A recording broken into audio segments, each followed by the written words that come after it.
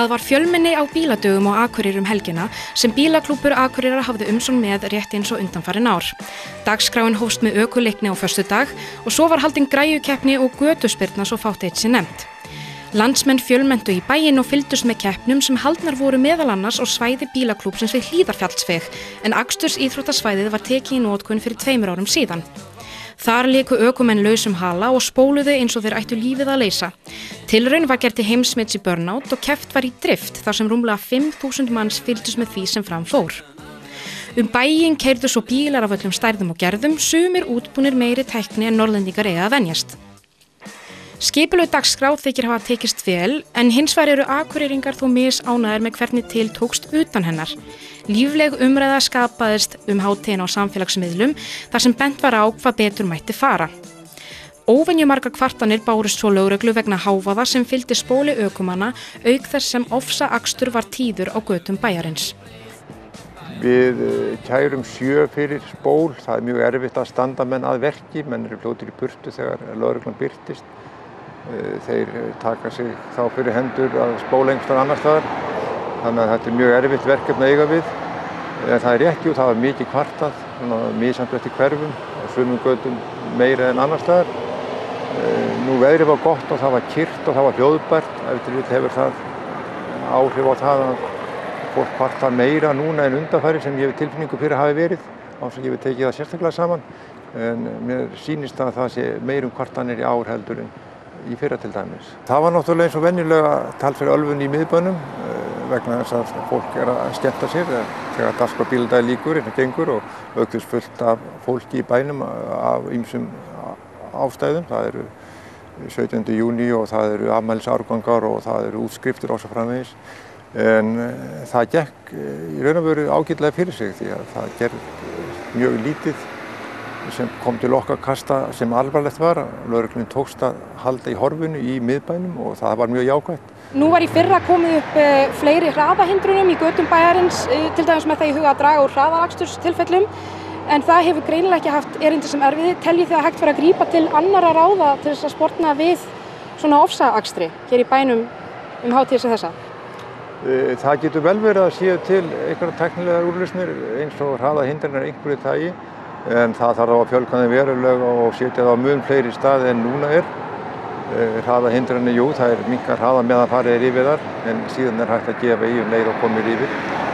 En eftir sem áður þá tel ég að það hafi verið til bóta að setja upp þessar hraðahindranir og það þurfa að skoða það vandlega fyrir næsta ár, hvort þeim ekki fjölga og hugsanlega væri til aðra gerðir líka sem hægt var að taka í notkun.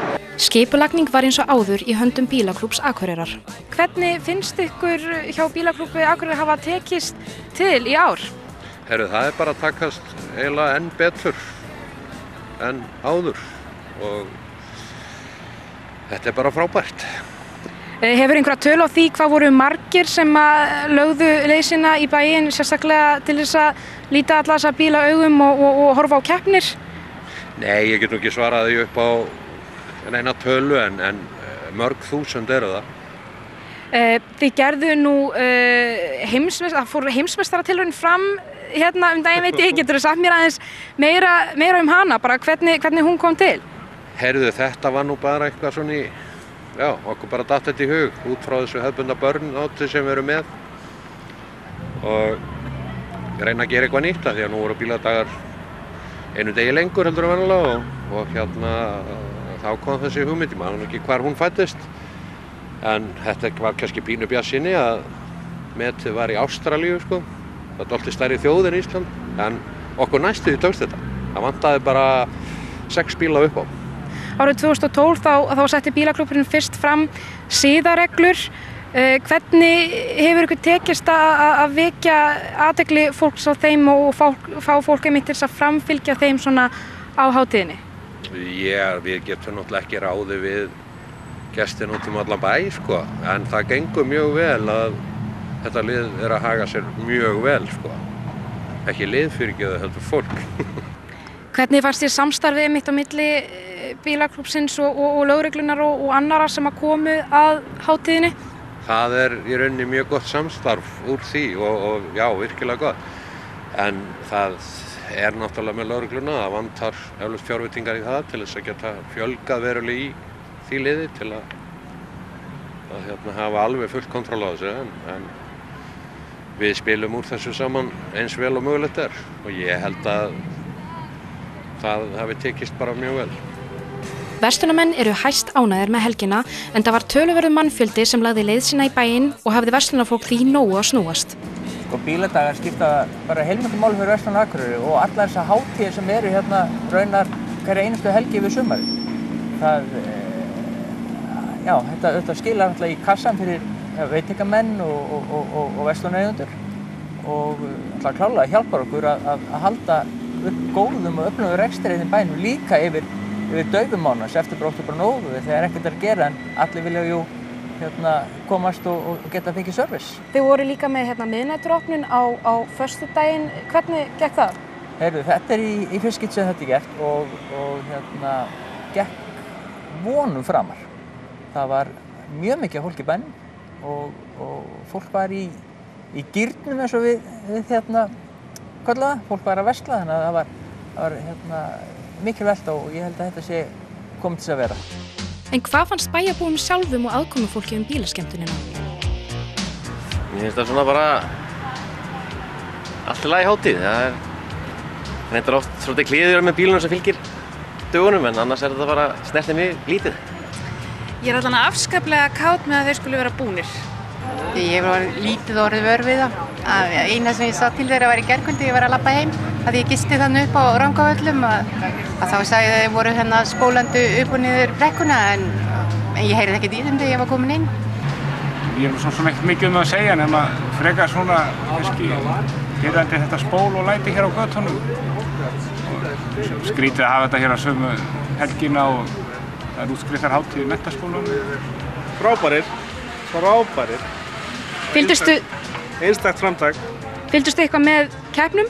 Nei, ekki neitt. Þetta er bara góður vettvangur fyrir fólk að hittast og sýna tækin sín, Nei, ég fylgdist nú ekki með neinum keppnum.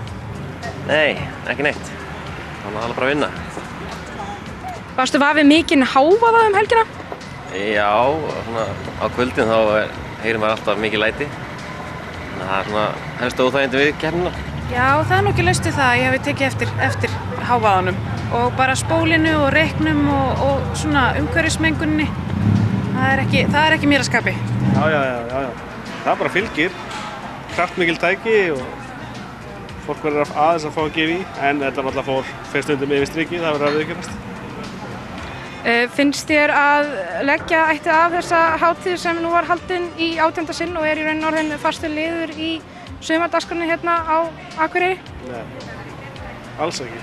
Nei, nú kem ég hérna á svona 5 ára fresti og mér finnst þetta allt í lagi. Þetta á alveg við eins og til dæmis við hérna sem stúdentarnir sem erum hérna á 5 ára fresti. Ég held að Akureyringar væri nú bara að ráða fram á því sjálfur. Ég er nú aðkomumaður hér. En ég held að þetta ætti að byrja á því að loka göngugötunni fyrir bílaumferð. Það verður kannski, ef það er alltaf eitthvað svona spá í bílaumferð í bænum, þá þarf að byrja á því.